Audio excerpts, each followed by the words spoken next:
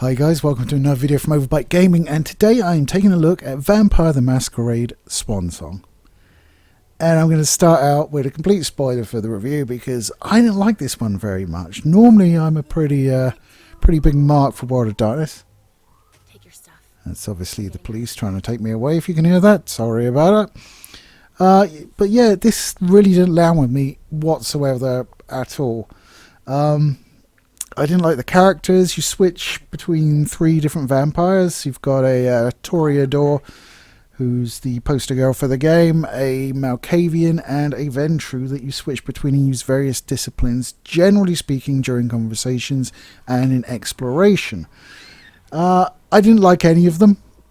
I find I don't really have much of a liking for games that make you play as a character unless that character is really well done, like The Witcher 3 for instance with Geralt.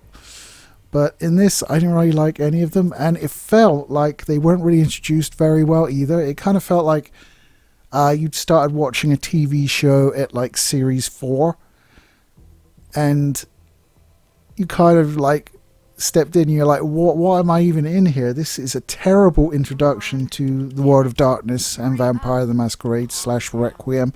Overall, if you've never had any exposure to it, this will confuse the fuck out of you. It does have like a codex, so if something's mentioned in conversation, like a coterie or a clan or things of that nature, the various roles, the Primogen, the princes, Cain, all of that bollocks, if that gets mentioned, it gets added to your codex so you can go and read it. So it's kind of like watching season 4 of a TV show with the Wikipedia entry for it on your phone. Not ideal. Not ideal at all. There's no real action in the game. There are action sequences, but they are all scripted and basically occur when you make decisions, and they are the result, and they just occur before you. Being a vampire, you do have to feed to keep the beast down and regenerate willpower. That is got a little mini game where you try and feed as much as you can and not kill the guy. It's basically holding down a button and letting it go before he dies. So not particularly great there. A lot of the gameplay, you will be wandering around environments looking for things. Sometimes your vampire will have abilities that will assist you with this. And a lot of the times you don't know what those abilities are in terms of which ones will be useful ahead of time. So you could quite easily spec your character in completely the wrong abilities and find yourself coming a cropper. Now, to the game's credit, it will give you a way out, but generally speaking the way out is puzzle solving. And some of the puzzles are not great because you can kind of see exactly what you need to do, but until you find certain things, it won't let you do it. So you'll be wandering around and you'll have to find like an object that will trigger the next part so you can go through and get something for the puzzle. And it's just a lot of walking around, as a lot of these things that you're looking for might be tucked in a corner, and very, very difficult to see. Also, you need to listen to all the conversations that you have very closely for clues about puzzles that you have no idea may be coming up. So if it completely flies past you, you've missed that clue, and you come to the puzzle and like, well, what's his name said something about that, didn't it? I can't remember. Shit.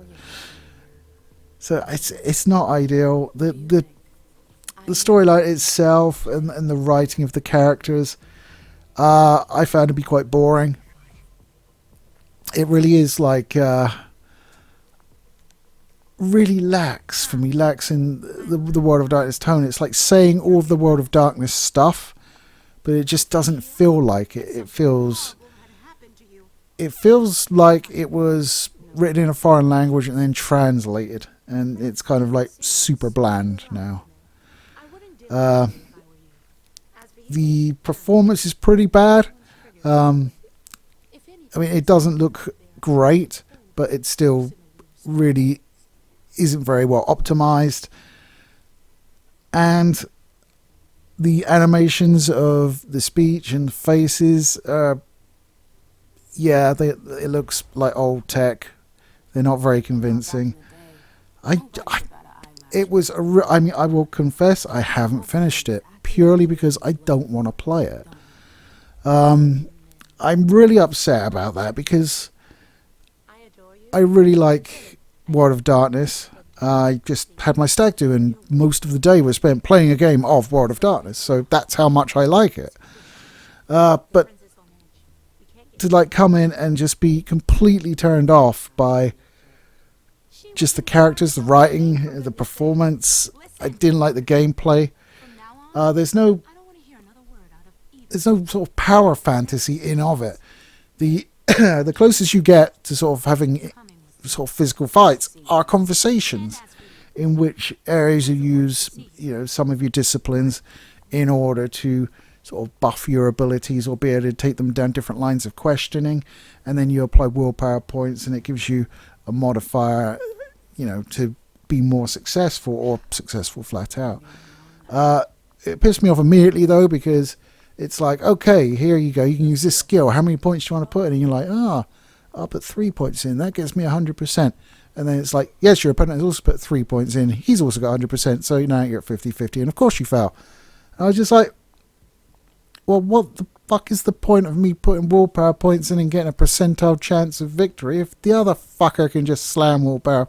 No. I think that was like the first one as well, and I was just like, yeah, I don't feel like I'm this overpowered vampire that's just like dominating people, no matter how hard I try, because they can do it as well. It's no.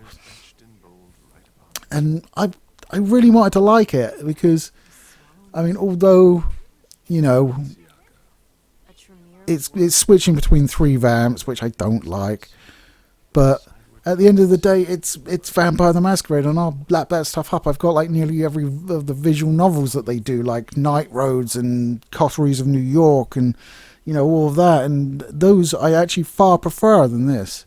Although I haven't played Blood Hunt because I'm not hugely into like multiplayer, and I really think like Vampire is a really poor choice for that sort of thing, where it's more about intrigue. I mean, yes, there are physical altercations, of course, but like just to have like, I haven't played Blood Hunt, as I say, so I'm just assuming what it's like. I'm assuming it's like every other multiplayer shooter out there. So yes, not a fan of Swansong, and with Bloodlines 2 basically up in the air, and we've got nothing, you know, I mean, it's on pause essentially. Where it come out, what sort of relationship it will have to what we previously saw about it, who knows? Stick with Bloodlines, the first one, to be honest. That's still easily the best vampire game that they've made. And yeah, the previous one, Redemption, I want to say, that was pretty good as well. So stick with those, ignore this one. It's boring, annoying, and I couldn't really give a toss about it. So there you go, guys. That's my review of Vampire Swansong. I know it scored to moderate to relatively high in some ones. I just can't see it myself. No, not for me. Not my vampires, and I have no idea why that Toreador wants to spray gold on herself. She looks like she's been come on by C-3PO. It's just really off-putting. Anyway, that's the review. Have you played Vampire Swansong? What did you think of it? Let me know down below. Am I missing out on something? Is this a masterpiece and I'm just like whiffing it? Because I just can't. I just don't want to touch the damn thing again. You know, I've got to get some game capture for the review. But after I've done that, I am uninstalling it, and will be glad to have the hard drive space back, even if I don't put anything more in there. Okay, guys, take it easy. I'll catch you next time.